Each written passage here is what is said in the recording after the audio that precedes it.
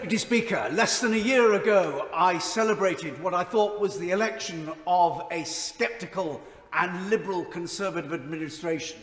And now I'm left wondering if the Prime Minister hasn't been abducted by Dr Strangelove and reprogrammed by the sage over to the dark side. The purpose of politicians is to impose a measure of proportion, a sense of proportion on science, and not to be enthralled to it. Now, I will make myself very unpopular, but I believe that the appearance of the chiefs last week should have been a sacking offence. When they presented that graph, with the caveat that it wasn't a prediction, but nevertheless, it was clear that they presented it as a plausible scenario, with its 50,000 cases per day by mid-October, based on the doubling of infections by the week. Not once, not on one day since March, have there been infections on that day that were double that of the day of the week preceding. Not once.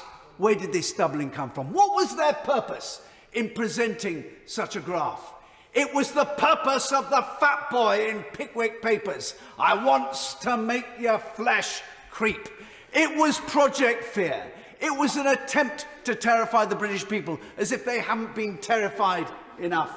Now, I've been banging on about this since March, and every criticism I've made, I've been told that the government was relying on the best possible science. So I am delighted by the letter 1 week ago today, the nuanced criticism of Professors Hennigan, Gupta and Sikora. And I believe that it is now the government that has to answer that criticism.